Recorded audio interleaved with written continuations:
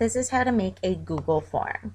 So I'm in my Google Drive and I'm going to go to New, scroll down to More and go to Google Forms, the purple. So in the upper left hand corner, it's going to say Untitled, and I'm going to title it, so that's what I'm going to find in my Drive as. So I'm going to say Sample Form. Alright, and it will fill in the Untitled form, and I can actually edit that. So Sample Form for an exit ticket. And then I might have a description. Answer the following based on today's lesson. So I always tend to start with what homeroom teacher you're in because I teach 4 different classes. Who is your homeroom teacher? And then I'm going to do that as a drop down box. Alright, so it would be Mr. D, Ms. T, I'm obviously not going alphabetical order, Mrs. N, Mrs. K. Okay, then I'm going to require that because I want them to have to do that, and that will be the first piece in my Excel sheet. Then I'm going to add a question by hitting that plus sign. And in this one I'm going to say, what is your last name, comma, first name? And I put last capitalized so they really pay attention to that. And I'm going to make this a short answer. And yet again, I'm going to require it. I'm going to add another question. So this one I might put it as a paragraph. So I'm going to put, what is one new piece of information you gained from today's lesson? Alright, so they have long paragraph, and yes, because this is an exit ticket, I want it to be required. So I might have another question saying, what is one area of today's lesson that you still have questions about? So yet again, I'm going to do paragraph because I may have more than one. Even though I put one, they don't always pay attention to that, and I'm going to require it. And they'll actually have a red asterisk when it's required on the original form that they get. So now I'm going to have them rate your level of participation in today's lesson. So this time, instead of short answer or paragraph or drop down, I'm going to do a linear scale. And we actually do similar things for my group collaboration when we do flips. So I'm going to do a 1 to 3 because that's what they're familiar with for me.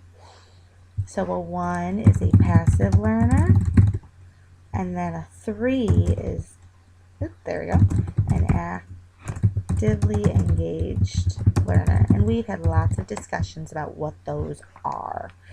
Alright, and then I might just put another option. Tell me anything you'd like about today's lesson. And they might tell me, I want to change my seat because my neighbor kept talking, or a positive about today's lesson, or something they think I need to fix. And so I make this a paragraph. I do not require it. Alright. I want to check, did I make this one required? I did. See, I made it purple. So then I can just go back. So my form is done. So what's nice is once I send it out, the responses will be here. And I can actually make it an Excel spreadsheet. I can also, if I click the 3 dots, I can delete all the responses because when I do my group collaboration, I'm going to use the same form that I used this year for next year. So I'll delete all the responses from 2015-2016 school year. Alright. When I'm sending it, I tend to choose anyone so they don't have to log in. And then I tend to just grab the link and copy, Control-C, and then Control-V it into an email or Schoology.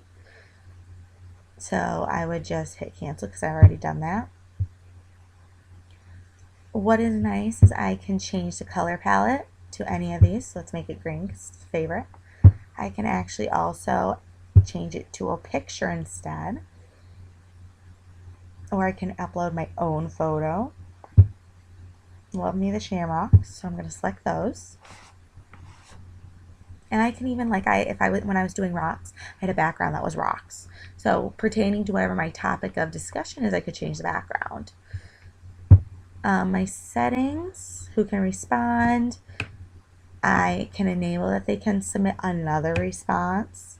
I can show a progression bar, kind of like they do at restaurant surveys. I could shuffle question order. I don't tend to do that. If I used Google Form as an assessment, then I could shuffle the question order. I'll hit save. Okay. And to preview, so this is what the students or your faculty will see. So you hit the little eyeball. And so here is what your student or your faculty will see. Who's your homeroom teacher? And they'll select one. What's your first and last name? Koval, Emily. What piece of information? ... Obviously, they better be putting on complete sentences. What do you still have questions about? ... I think that's probably a 2. I wasn't just sitting there like a lump, but I really wasn't engaged as much as I should be. And I'm going to say, classmate next to me fell asleep in class. I sure hope not. But you know what? I've had a few of those this year. And then you hit submit.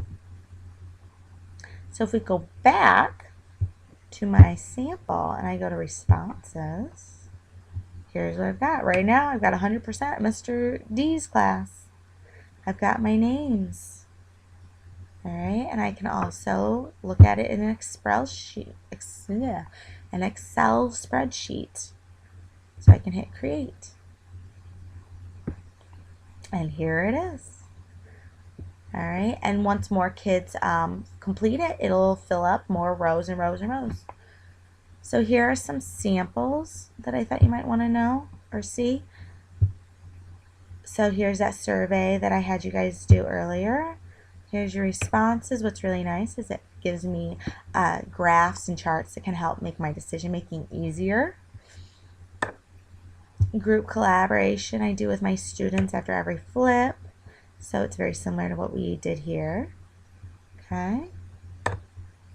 Exit ticket that somebody's used, but there is one grammar error that's driving me crazy.